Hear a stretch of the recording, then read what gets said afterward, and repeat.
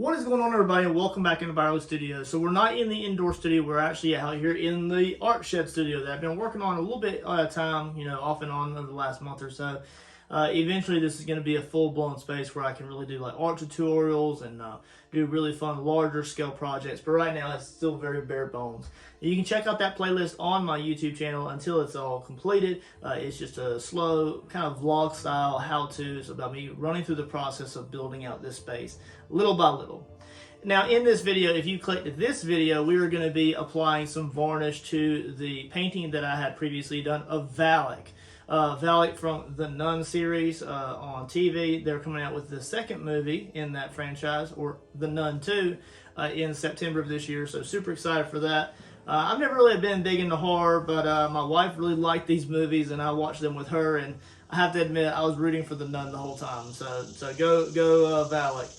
Now, I know that my mother-in-law really enjoyed the Valak painting in general, and I pitched this to her last year, and she really seemed into it. So this painting is for her. So Nana, my mother-in-law, I hope she enjoys this painting hanging in her house somewhere, whether that be in the living room or out of sight, out of mind from the kids, the small kids that are in the house. They definitely like their Halloween stuff, and it's absolutely awesome. So today what we're going to do is we're going to just be varnishing this thing. Now, if you want to go back and check out the previous video where I painted this with Winsor & Newton Galleria paints, definitely do so. Here is the link to that. And you can always skip back over to this. I'm going to try to keep this video nice and sweet and simple. I have two videos that I've linked in the description below. The first is the history of Valak. I found a really cool video that I enjoyed watching. I think it was from CZ's World or something. I'll link that below. So if you wanted to get a history on Valak, the Nun, and the demon that possesses the Nun, then you can go back and look at that. I'm really happy with how this thing turned out, Valak the Nun, as far as my first canvas painting, getting back into canvases again, from being in tumblers and all sorts of dioramas for so long. So I think that it was very successful. In doing so, I found his video. I will link it below. It's where I'm going to use his technique, or that technique, with the wet sponge to apply the varnish today instead of a brush. So what I've went out and done, I bought Liquitex acrylic mediums, Satin Varnish. Now this is 8 US fluid ounces, and they had an online deal that was $12 for it. Of course, you got to pay for shipping and all that crud, so I didn't get it online. I got it from Michael's, the store, and it was around, I think with a little bit of a military discount, it was around $14, $15. Still a little bit more pricey than what I'd like to do. I'd like to catch it on sale later on down the road. But as long as you're willing to use this to invest into paintings and to improve them and finish them so that they just last a lot longer with a little bit of UV protection, then all for it. So what we're going to do is we're going to use Liquitex Satin.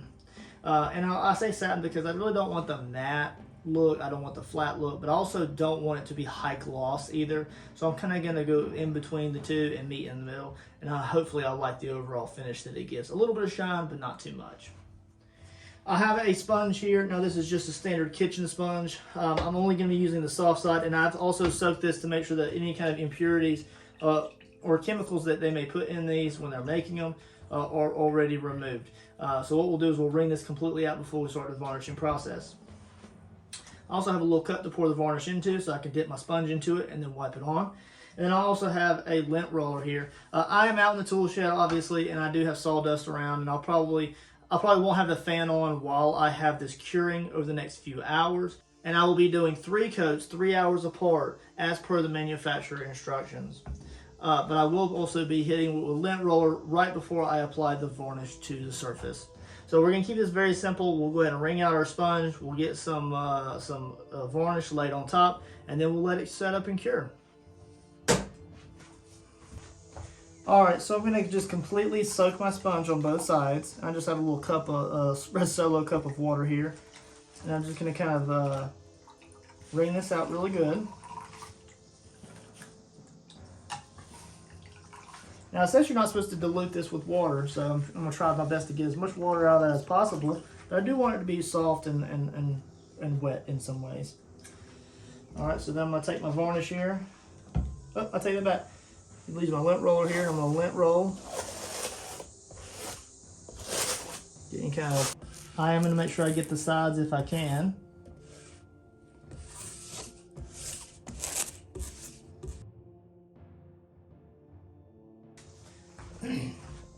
All right, now I know that I've heard people say that if you shake it up really well, it applies some bubbles in there, depending on what you're adding this to and the thickness. Obviously, when you use a sponge or you use a brush, you're probably going to take a lot of those bubbles out of it. However, what we're going to do is we're just going to go ahead and just try it out and see how it goes. This is the non-removable type. So just remember that if you want to have a restorative layer between the canvas and the acrylic, and then what you put on top of it as far as the final coat of varnish, you may need to research that on your own. So definitely do so if you want to make sure that it's archival to where you can remove the varnish layer, touch-ups, restoration, and then put it back on if you need to. But we're not using that type here. So I'm going to go ahead and zoom in here. I'm going to just lay this on the canvas here. I don't think I'm going to use much of the medicine cup, but if I need to, I can. It's always there. And then I'm going to just use a sponge to just give it a nice layer.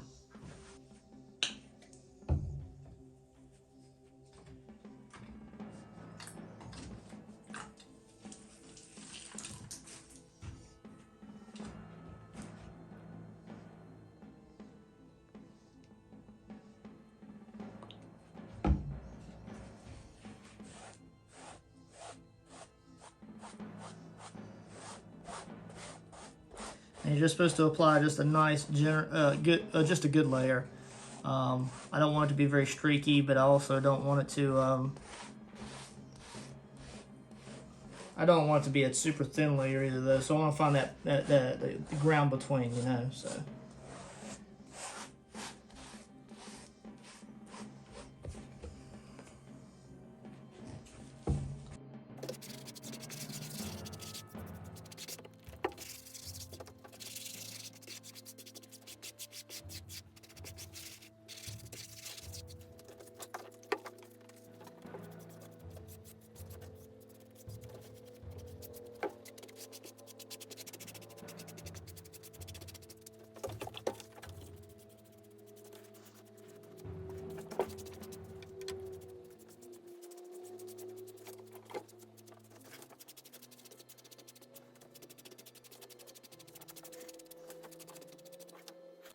All right, and just like that, there's the first layer there. I'm not a master at this, but I definitely think that it's going to be pretty good. We'll see how it turns out.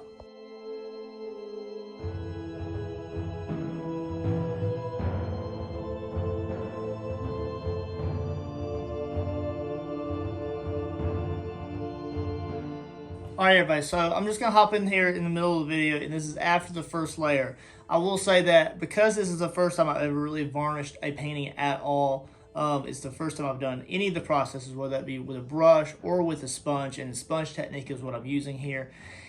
Because it's so hot out here, the varnish was setting up so quickly that when I was trying to smooth some of the thicker kind of like layers out as I was moving the varnish around to get a smooth surface, it was kind of setting up on me, and there's a little bit of water in the sponge, and that was creating like a cloudy effect, or a kind of like a shell look, where the sponge was trying to pull up particular portions of that layer, and it was creating kind of like a layered plastic, kind of like glazed effect, kind of like a glazed donut when you pick it up and you squeeze it, and it creates those little cracks in that glazed sugar. That's the kind of effect it was giving, and I kept working with it with the sponge, and it was just, I felt like I was chasing a rabbit through the woods, and it's always faster than me. So I went ahead and stepped back. I did some research, and a few videos here on YouTube also state that you just got to be patient, wait for it to dry. And then once that water evaporates from the water-based varnish, then what it will do is it will clear up. And indeed, it has cleared up. There are a few raised spots here, so I'm just being very careful, making sure that I don't leave any of those in the next layer. But otherwise, it's ready for me to go ahead and sink back down onto my little washcloths here. And I'm going to go ahead and put the next layer on Valak the Nun. So I just wanted to also just kind of create this as like a little helpful tips and tricks, just to show, look, man, it's okay to make mistakes, but just be patient, and a lot of times those mistakes will work out through the process on their own. So now what we're going to do is I'm going to go ahead and put on layer number 2 in the process. I hope to do a total of 3 layers in total. And also, just so you know, I did also paint the Mars Black around to the back side of the canvas. And I plan to come in and actually add a either a charcoal sketch on the back of the canvas, possibly another video in the series, or I will make a pencil drawing with charcoal, have that framed in a plastic wrap, and then have that here with my artist information on it. Although it is for a family member, I still want it to be realistic as possible as far as if I were to give this to a gallery or to a paid customer who commissioned a piece of work. So let's go ahead and get into layer number 2, rocking and rolling.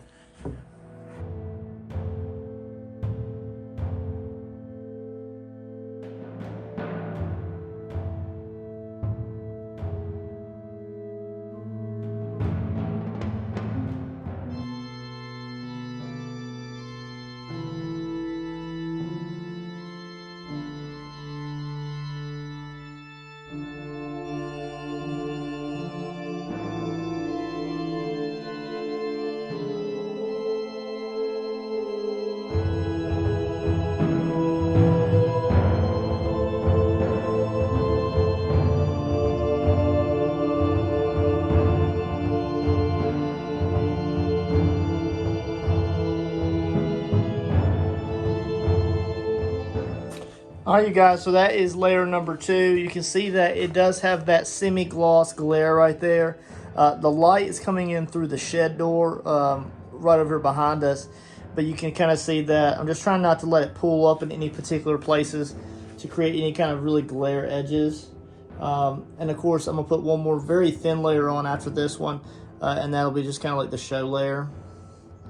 But it really just look really good and very rich.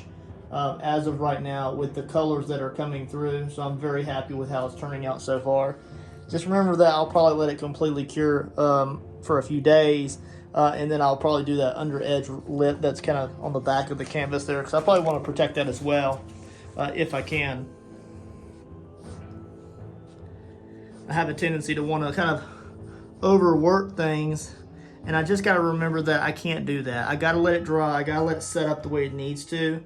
But it's easier said than done. Sometimes I just want to overwork it, you know, and I just got to rein myself in a little bit and know that I can't just keep working on it over and over and over again because it's kind of set up out here in the shed. So I don't want to get any of that glazing that I got earlier. Although it worked its way out of through the process of drying, I don't want to have to risk. I don't want to risk messing it up. So any of that kind of glazing that I get, I'm going to try to pull some of that off. I call it glazing. I don't know if there's a technical word for it or not, maybe. Cool deal. All right, so I'm going to let it sit there for now. And then we'll see how it turns out. All right, everybody, so at this point, I have a total of 4 layers of varnish on Valak the Nun. Now, I'll restate this again just because we're almost at the end of the video. If you haven't had the opportunity to check out the first video, which runs about an hour long or so of me time-lapse painting this with Winsor & Newton Galleria acrylics, then definitely go do so. I really enjoyed putting that video together, and I'm really enjoying the process of getting back into canvases. I'm really trying to push myself to get back into something that I just really never felt comfortable painting and doing, and just because I never really enjoyed my processes painting canvases. So I'm trying to refine that for what I expect my art should be. But definitely check out that video. It's very fun, but it is kind of a longer one. Now, we did use a Liquitex acrylic medium satin varnish for this painting, and I'll be using that moving forward for quite a few paintings as I get these ready. A lot of these are Christmas gifts, so this video may not appear on my YouTube channel until after Christmas or right there around, depending on when I give this gift to my mother-in-law, Nana. So I do hope she enjoys this painting hanging somewhere in her house. Next in the series, since we've already varnished it, is we're going to go ahead and set this off to the side. I'm going to measure the sides of the frames. I believe I did a 2-inch deep canvas here. I'll measure that for sure. I can't remember. And what we're going to do is I'm going to begin the process of hand sculpting the hands and fingers that will go over the edges of the canvas. We'll cast those out of probably a smooth cast 300 bright white. And then, of course, we're going to make silicone molds of those, maybe using like a smooth on Mold Star 15 perhaps. And then that way I can reproduce those moving forward. But I do appreciate you, and I will catch you guys in the next awesome video where we'll be actually sculpting some hands. Later, guys.